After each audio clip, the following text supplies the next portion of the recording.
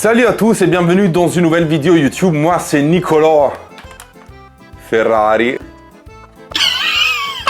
Ok, la blague elle est éclatée au sol. C'est moi, c'est toujours moi. Bah oui, c'est moi. Bah oui, je suis con quoi. Si vous êtes là, c'est parce que vous savez qui je suis, plus ou moins, ou peut-être pas. Bon, je suis en plein délire. Cette vidéo, c'est une vidéo spéciale FAQ début d'année 2023. Je vous ai demandé de me poser des questions sur Instagram auxquelles j'aurais répondu sur cette vidéo. Et du coup, ben on est là et je réponds à toutes vos questions les plus croustillantes juste après mon générique affreux que je vais changer bientôt. Mais voilà, pour le moment, vous devez vous saquer ce générique.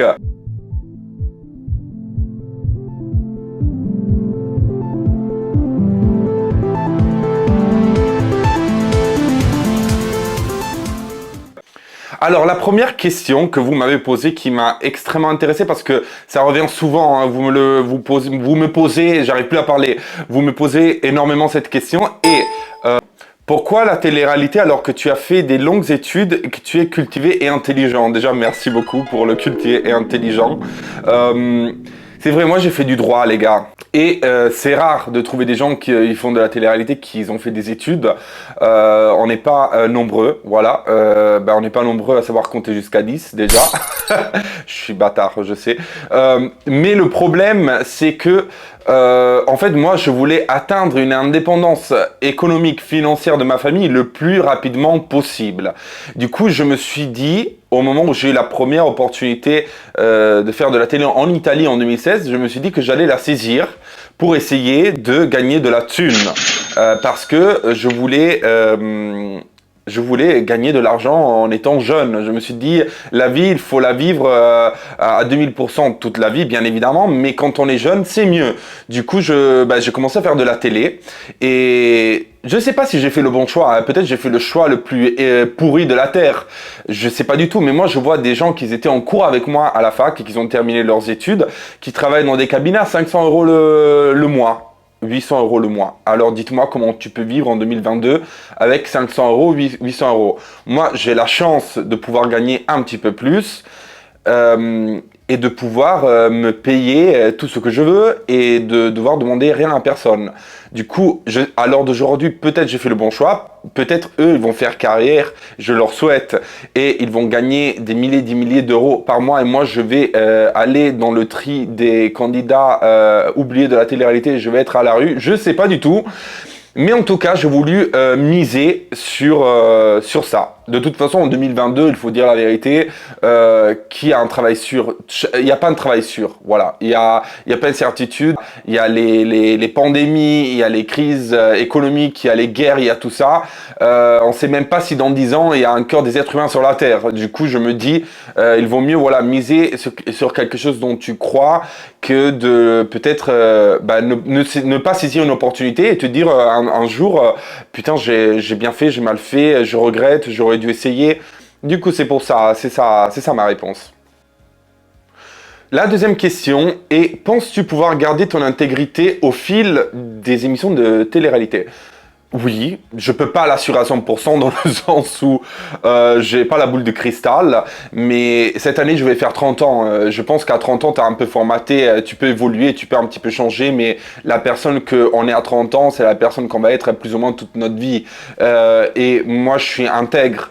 Je suis pas parfait, mais j'ai mes principes et mes valeurs et je vais les garder. Moi, je me suis jamais vendu au système de la télé-réalité dans le sens où j'ai toujours été moi-même et j'ai jamais changé une opinion, changé un avis ou changé un comportement pour faire de la télé. Et je pense que c'est ça le secret qui a fait que j'ai énormément de gens qui me suivent aujourd'hui et qui m'aiment bien, qui se reconnaissent en moi. Souvent, les candidats de télé-réalité sont un peu stéréotypés. On a toujours un peu les mêmes typologies de gens qui font de la télé-réalité. Et moi, j'estime être quelqu'un de différent. Déjà, je suis italien, il n'y a pas beaucoup d'Italiens qui font de la télé-réalité en France, mais aussi de ma façon de penser. Je pense qu'il n'y en a pas beaucoup comme moi, et c'est ça qui fait que beaucoup de gens se reconnaissent en moi, au final. Prochaine question. Penses-tu que la télé-réalité, ça a apporté quelque chose Bah, de la thune, déjà, de la thune, des belles expériences, parce que quand même, la télé-réalité en France te permet de voyager énormément. J'ai vu énormément de pays que j'aurais jamais vu en pouvant choisir d'y aller. Par exemple, les Philippines, avec tout l'amour du monde, c'est pas ma première idée pour un voyage de vacances. Mais c'est quand même un super beau pays. Du coup, j'ai eu l'occasion de voir les Philippines. J'ai eu l'occasion d'aller au Canada, aux États-Unis, au Mexique, au Maroc.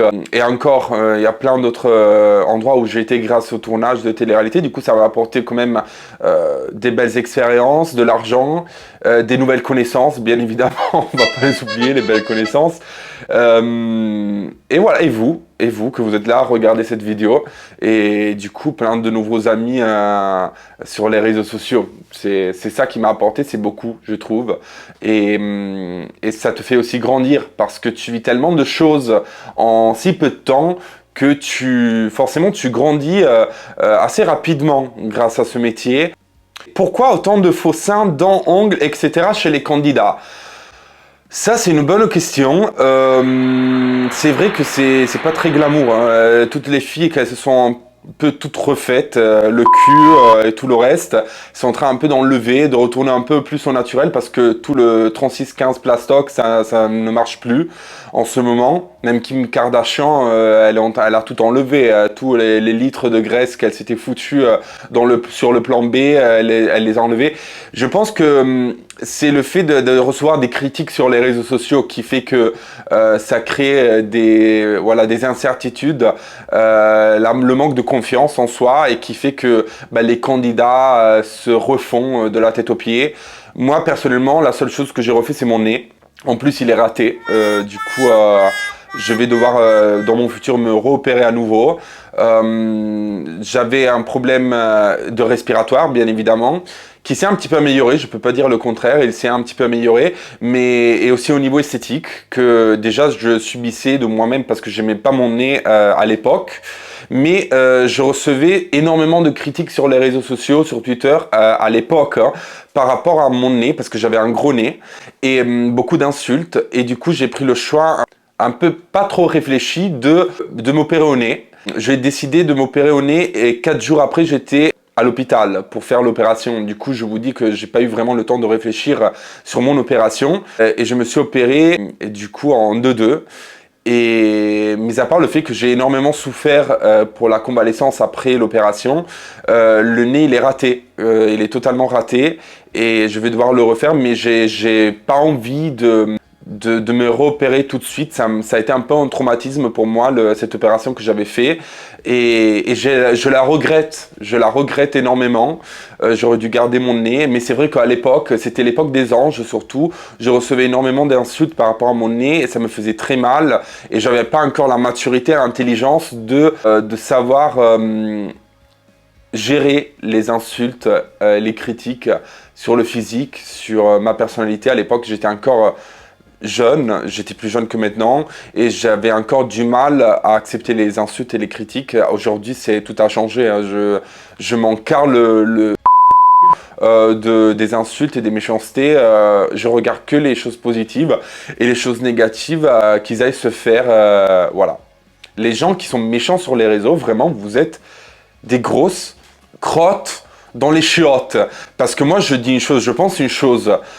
Si moi, j'aime pas une personne, je la calcule pas. Si je l'aime, je lui envoie des messages, je la soutiens. Mais si je l'aime pas, je la follow pas, je la suis pas, je l'écris pas. Pourquoi vous insultez les gens? Il y a des gens, mais je vous jure, il y a des haters que je connais au niveau de leur nom, prénom, parce qu'ils vont sur tous mes posts, sur mon Instagram, sur les réseaux de W9, sur les pages des blogueurs, à m'insulter sur chaque post. Je sais pas comment ils font, ils passent leur vie à m'insulter. Et je me dis, je pourrais vous citer des noms de profils qui le font. Et moi, je me dis, mais vous avez un souci, vous avez un grand souci, mais vous passez votre vie à insulter les gens. Après, c'est votre vie, hein. Moi, franchement, de vos insultes, je m'en fiche. Du coup, perdez votre temps comme ça vous regarde et c'est pitoyable. Pourquoi tu te mets pas en couple avec Neverly, sachant que ni elle ni toi êtes en couple? Essayez. c'est vrai que là, moi je suis célibataire, je sais pas si elle est célibataire, hein, j'ai aucune idée.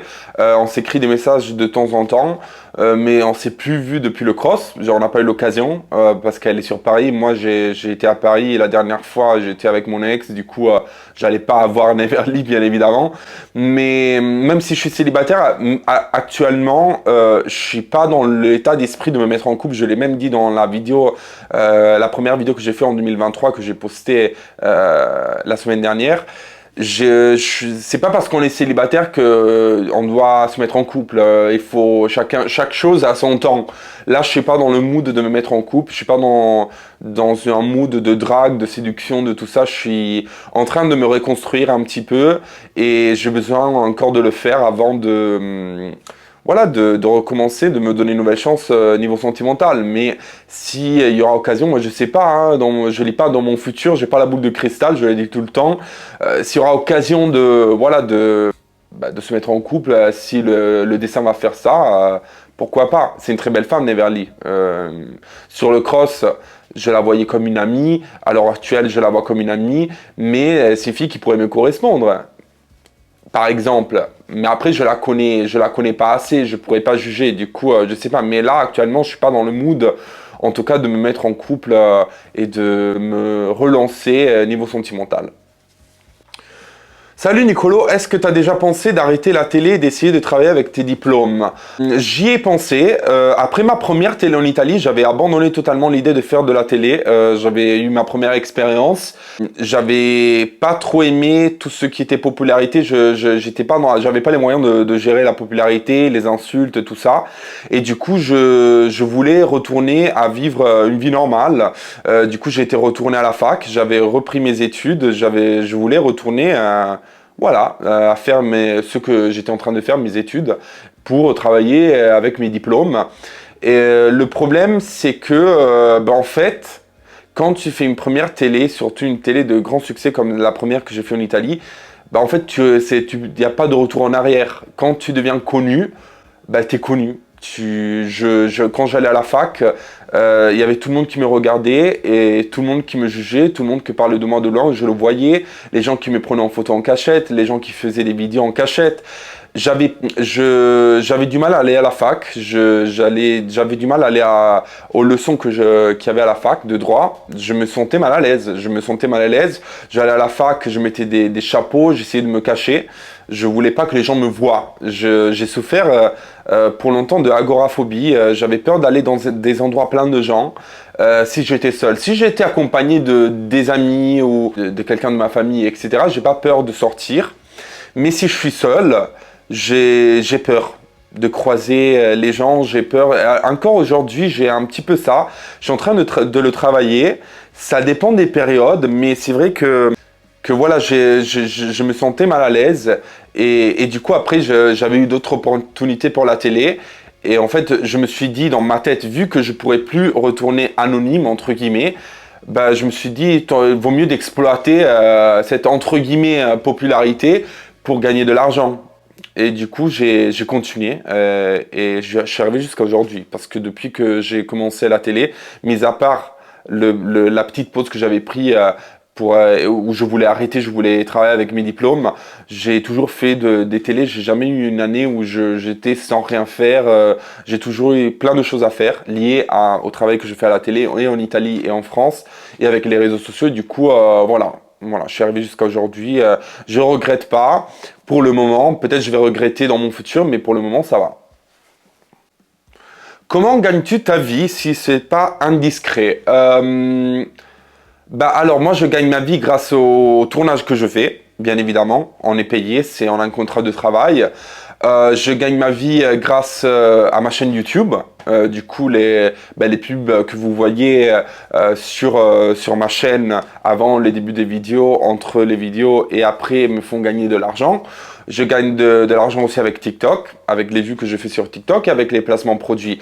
Je suis pas millionnaire, je suis pas comme certains candidats qui sont à Dubaï à montrer leur sac Hermès, leur Rolls-Royce et leur yacht de 22 mètres. parce que j'ai fait un choix éthique de pas faire des placements produits où il y a des arnaques. J'ai décidé de pas vous placer sur mes réseaux sociaux du dropshipping. Et du coup, bien évidemment, si tu places pas tout ce qu'on te propose, tu gagnes beaucoup moins d'argent. Je gagne bien ma vie, je suis pas encore satisfait. J'aimerais gagner mieux ma vie, mais j'ai envie de le faire proprement. Du coup, sans arnaquer les gens, sans voilà mettre en galère les gens parce que je leur vends de la merde. Voilà. Du coup, ça va prendre plus de temps, mais au moins niveau crédibilité, je l'ai. Parce que je suis pas dans les scandales d'arnaque, de tout ça. Et au moins, je suis intègre avec ma personne. Je peux me regarder dans la glace et me dire, je suis pas quelqu'un qui arnaque les gens pour aller s'acheter une Rolls-Royce à Dubaï. Ou une Rolex à 40 000 euros. Voilà. Est-ce que tu voudrais revenir chef du reste du monde quand le programme recommencera? Alors sur ça, j'ai aucune idée, dans le sens où c'est un peu trop tôt de parler d'une nouvelle saison du reste du monde ou d'une nouvelle saison du cross. J'ai aucune nouvelle par rapport à ça. Si on va me proposer de le refaire, je vais le faire avec plaisir parce que j'ai une très belle relation avec ma production et avec la chaîne. Mais j'ai pas de nouvelles. Du coup, on verra bien par le futur. Mais si on va me proposer de refaire le reste du monde ou le cross et devenir en chef ou même pas en chef, je vais revenir parce que j'ai kiffé et parce que j'ai fait beaucoup de confiance à la prod pour laquelle je travaille et je kiffe faire des aventures. Du coup, je vais revenir, bien évidemment. Pourquoi ne ferais-tu pas toi-même ton programme? Je peux rien dire par rapport à mes projets de cette année, mais vous allez voir qu'il y aura aussi des choses liées à ça. Mais je peux rien dire parce que tout est un début, c'est un début de... je suis en train de parler avec des gens, je suis en train de... Voilà, j'ai été contacté, je suis en train de travailler sur ça. Mais voilà, vous allez voir, j'ai des belles projets pour cette année. Au-delà de la télé-réalité, hein, que je vais continuer, j'espère. Et que je continue à apprécier parce que je pense que la télé-réalité, c'est pas un mal, c'est pas quelque chose de mauvais. C'est certains gens qui sont dans la télé-réalité qui font que la télé-réalité a une très mauvaise image. Mais si on prend des gens bien, des gens polis, des gens éduqués, des bons exemples pour les jeunes, je pense que la télé-réalité, elle peut avoir un nouveau souffle, une nouvelle vie. Et je pense que c'est un raisonnement que les productions sont en train de comprendre. C'est pour ça que, en fait, il y a beaucoup d'anciens candidats, de candidats qui ont fait énormément d'années de télé, qui sont plus appelés par les productions. C'est parce que les productions et les chaînes sont en train de comprendre que, en fait, il faut changer, il faut des gens clean, il faut des gens bien, il faut des bons exemples pour les gens parce que la télé est regardée par les jeunes, il ne faut pas l'oublier. C'est très important de donner le bon exemple, bien évidemment. As-tu déjà pensé de participer à l'émission Un dîner presque parfait? Ouais, j'ai été contacté par cette production quand j'étais sur le cross. Je devais tourner le dîner presque parfait. On m'avait proposé de le faire la semaine d'après mon retour de Marrakech. Mais j'étais trop fatigué. Je venais de faire énormément de semaines de tournage. Et du coup, j'étais fatigué. J'avais pas la tête pour me relancer sur un autre tournage à Paris. Du coup, je devais rentrer à Marseille. Après, repartir à Paris, faire un autre tournage. J'étais pas prêt du tout. J'étais trop fatigué. Du coup, je me suis dit, je préfère m'éviter un tournage et peut-être le faire dans un deuxième temps plutôt que peut-être faire un dîner presque parfait, mais le faire en étant éteint, en étant fatigué, sans pouvoir donner le 100% de moi-même. Du coup, c'était un peu ça mon choix et je vais le faire. Je pense un jour, si je vais avoir l'occasion, je vais le faire. Parce que c'est une émission que j'aime bien, que je suis premièrement et qui me divertisse beaucoup. Un conseil que tu donnerais à quelqu'un qui veut démarrer la télé-réalité. PS, t'es au top. Merci beaucoup déjà. Un conseil. C'est banal hein, de dire cette phrase. Je pense que même moi je la déteste cette phrase parce qu'elle est tellement banale que voilà. Mais soyez vous-même dans le sens où c'est inutile de s'inventer un personnage, c'est inutile de se créer une personnalité parce que de toute façon, de un, ça va pas marcher parce que les gens ils vont capter. Les gens ils sont pas stupides, ils sont pas teubés. Il faut capter que c'est pas vous ceux qui sont en train de voir à l'écran. De deux, les tournages durent énormément de semaines, du coup vous pourrez jamais garder un masque avec une personnalité qui n'est pas la vôtre ou des avis qui sont pas les vôtres. Ou si vous arrivez à le faire pour un tournage, vous n'allez pas arriver à le faire pour énormément de tournages. Et du coup, soyez vous-même. Soyez vous-même. Et si on vous prend, si on vous sélectionne, c'est parce que un casteur aime votre personnalité. Du coup, n'essayez pas de copier des anciens candidats, n'essayez pas de copier des personnalités qui ont percé parce que ça va pas marcher, vraiment. Moi, j'ai vu énormément de candidats dans mes précédentes aventures, expériences, ils essayaient un peu de faire le copier-coller de candidates de Maïva Genam, de Mila, de plein de candidates ou de candidats. Mais le problème, c'est que le résultat, il était éclaté au sol. Ça marchait pas du tout. Ça sentait le faux et c'était même pas intéressant. Du coup, restez vous-même et ayez confiance en vous. Voilà. Je pense que je vais terminer là. Il y a plein de questions encore que vous m'avez posées, mais intéressantes. Il y en a tellement. Le problème, c'est que la vidéo, elle est très longue. Du coup, pour le moment, je vais m'arrêter là. Et parce que c'est moi qui monte la vidéo. Et là, je lis qu'il y a 27 minutes et plus de vidéos tournées. Après, je vais couper. Ça va durer un petit peu moins, j'espère. Mais en tout cas, voilà. Je vais au pire faire une deuxième partie. On verra bien de vidéos. Et du coup, on se retrouve bientôt dans une prochaine vidéo YouTube. Merci de m'avoir écouté. Merci d'être resté jusqu'à là. Si vous voulez me soutenir, mettez un like à la vidéo, inscrivez-vous à ma chaîne et activez la petite cloche. Et nous, on se retrouve à la prochaine. Ciao, arrivederci et grazie.